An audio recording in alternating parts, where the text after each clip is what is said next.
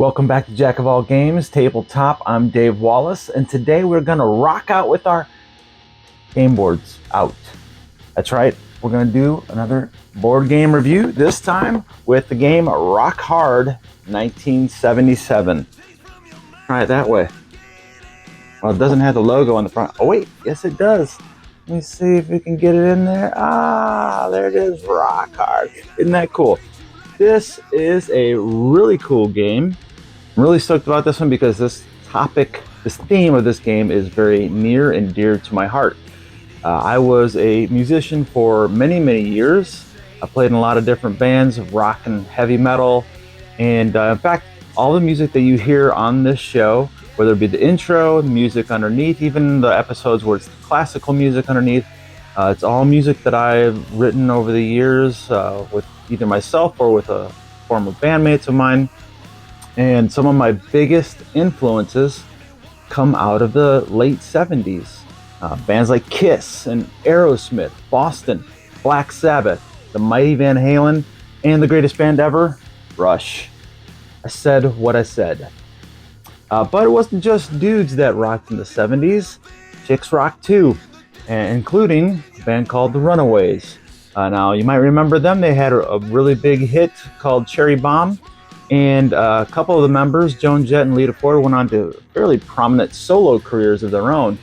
But bassist Jackie Fox lay in waiting until it was just right to show her masterpiece, Rock Hard 1987. Yeah, so this is a music industry game, a game about becoming a rock star on your own terms, written by someone who's actually been there. I think that's extra cool, really. I mean, if you think about it, Deep Rock Galactic is a really cool game, but I don't think it was written by any interstellar mining dwarves on asteroids. So this is somebody who is actually in the scene and lived it, and a lot of her life experiences from that are put into this game. Super stoked to talk about this one. So as always, we're going to get into our categories and break this down one piece at a time, starting with what's pretty obvious, the theme. So from DeVere Games for 2 to 5 players, suggested for ages 16 and up, and about 90 minutes is what it says. This is Rock Hard 1977.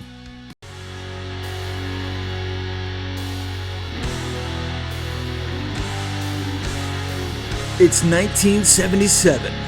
You're an up-and-coming musician dreaming of making it big with your band. Over the next few months, you rehearse, play gigs, write songs, and promote your band. With careful planning and a little luck, you'll earn the most fame and become the best new artist of the year.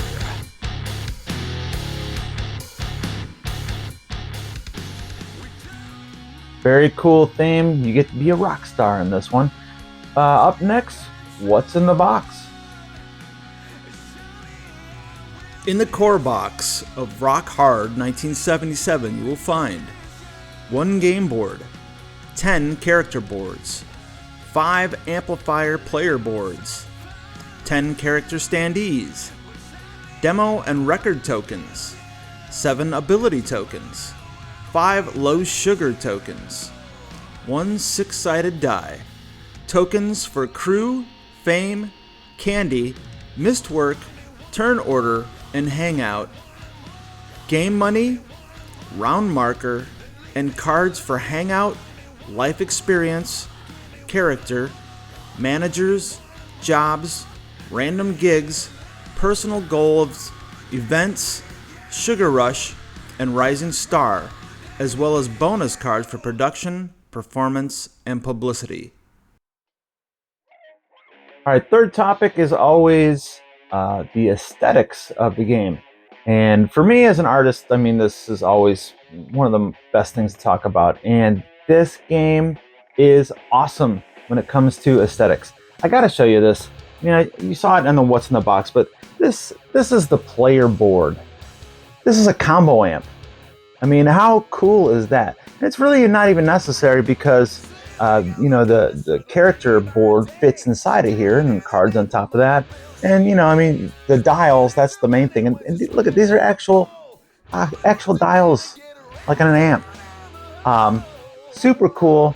But again, this is somebody who's in the industry and really put a lot of love into this game. So much so that any good rocker knows about the movie This Is Spinal Tap.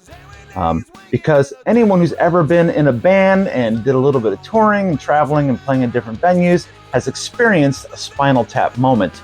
Being lost backstage somewhere, getting yourself amped up, shouting, "Hello, Cleveland," when you can't actually find the stage anywhere. This pays a little homage to Spinal Tap because the amps all go to 11. That's cool. Little stuff like that just means a lot. There's a whole lot of love in this game. That was a little Zeppelin reference for you there. But yeah, just little details like this. The tokens are really cool. I mean, you got your little cassette tape and your little albums there. And even on these little acrylic tokens there. Let's see if I can... There you go. Yeah, rocking. So, yeah, just a lot of little details like that on here that just super cool. I really appreciate just the extra. Even that, I showed you that cover, the emboss of the logo. I mean, just little stuff like that's really cool because it's not necessary, but it just shows how much the creators really love their own product. I dig that. So aesthetics, off the charts. So up next is ease of instructions. And, this is always one that, can trip me up and trip a lot of people up, really, where you got to read the thing 3 times before you finally go looking for a video. Now, if you are new to games, this instruction book will be intimidating. If you're a collector, you've got plenty of games that are longer ones than this. But the thing is, it is really easy to understand. The rules in here, as they're listed, just really break down every little piece, every little card that comes with it. There are a lot of cards that come with the game. Every little situation you might come into, it just goes into great deals so that you can go back and find it. But with the player aid cards, once you kind of figure it out, you really won't need this. In fact, there's even a little blurb in the front of this that talks about why is this rule book so long. Actually compares this to an extended bass solo being that boring. As a Geddy Lee fan, I take offense to that, but since this was written by a bass player, I guess I gotta let it slide. Anyway, so yeah, it is definitely intimidating looking at first, but it's really not that hard to understand and should go pretty well for you, so don't worry about that. All right, up next, let's get into the setup and the how to play. Setup. Place the board in the center of the table. Randomly hand out or choose the character cards, boards, and standees. Make sure each player gets an amplifier and then let everyone choose a color of components for standee base, turn order picks, fame token, and cubes. Each player starts with $1 and 1 candy. All fame tokens start on the 1 space of the fame score track. Each player should set a cube in the 0 space of the royalty track on their amplifier. Set the craving knob to 0 and the chops, reputation, and song knobs to 2. The low sugar token should be set to off. Shuffle the production, performance, and publicity bonus decks separately and place 1 card from each deck in its designated spot on the board. Assemble the random gigs deck according to the rulebook. Shuffle all other decks and place them in their respective spots on the board, setting aside decks for job, personal goal, and life experience. Shuffle the hot hangout tokens and place them blindly in the hangout spots on the board. Each player can draw 2 different life experience cards. These are really just added flavor and don't necessarily affect the game. Each player draws 3 personal goal cards and keeps 2, which they can place near their player board. Each player draws 2 cards from the job deck and chooses 1 to keep. Each player gets a manager card. Turn the top cards of the event and random gigs decks over, and you are ready to rock. How to play. The game consists of 3 phases: the prep phase, the action phase, and the cleanup phase. Each round represents a single day in a month. There are 9 rounds, representing 9 months. During the prep phase, turn over a new event card and a new random gig card. During most rounds, certain spaces on the board will be blocked for that round, limiting your choices. Pay attention to the specific hours your job may be limited to if you plan to keep it. The action phase is broken into 3 parts: the day phase, the night phase, and the after hours phase. In turn order, each player will move their standee to an available slot on the day phase first. Unless an infinity symbol is shown, only one player may claim an action. Some of the actions include interview at the radio station, rehearsal, hire publicist, hire crew, and score a record deal. Most actions will require you to have an available amount of songs, chops, and/or reputation, and possibly money. After all players have taken a turn, move to the night phase. Night phase options include rehearsal and gigs at staple venues or the random gigs deck. Once every player has taken a turn, move to the after hours section. After hours actions include go to bed early, record demo, or hang out at many various venues. During any of these actions, if your job is working during that time, you may go to work and collect pay. If you do not go to work when scheduled, collect a missed work token. On the 3rd time you miss work, you are fired. But hey, who needs work when you're going to be a rock star? You can also consume candy at any time, which may or may not grant you extra abilities, but it will also increase your craving. There are other actions that can be also selected at any time, such as buy or sell candy, donate blood, or write a song. After everyone has taken their turn, it's time for the cleanup phase. This is when players can collect royalties, pay their managers, rearrange the turn order, reassign the hot hangout tokens, and advance the round marker. The instructions are clear about how to add up points for the fame track.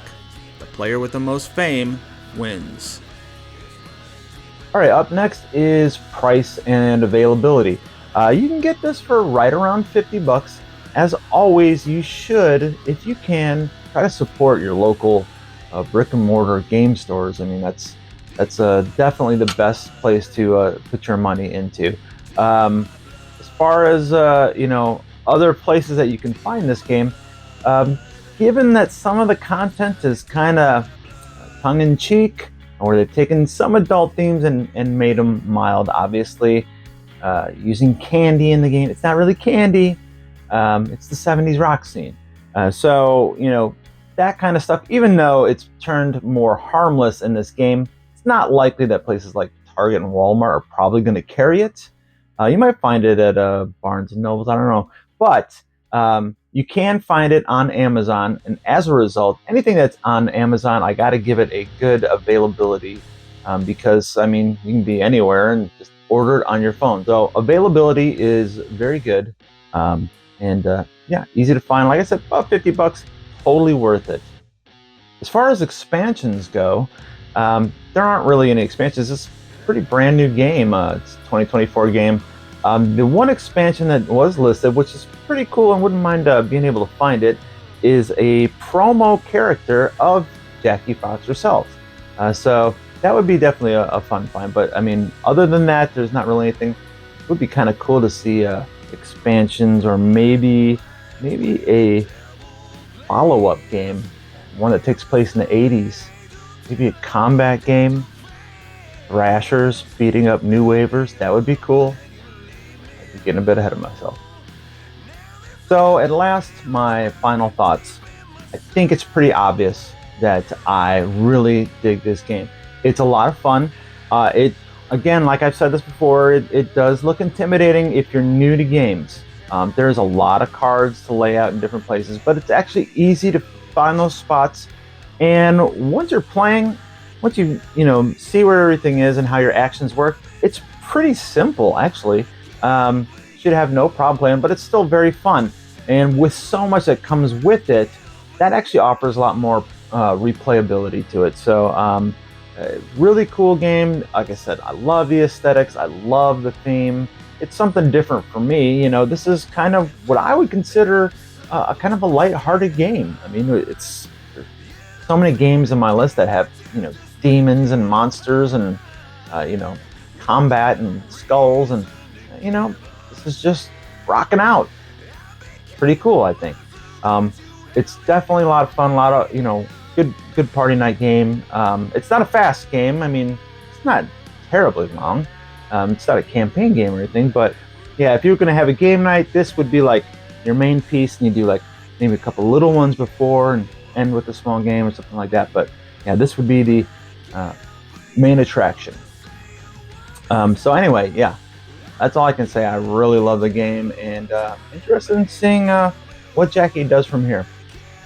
So I'd love to know if you've had a chance to play this yet. What's your opinions on it? What do you think of the theme? Some people get easily offended, and so once they figure out the candy thing, maybe they take offense to it. That's just stupid. But again, I'd just like to know your opinions on it. Did you like the mechanics of it? Something different, I think, but pretty cool. So let me know what you think, and until next time, rock on!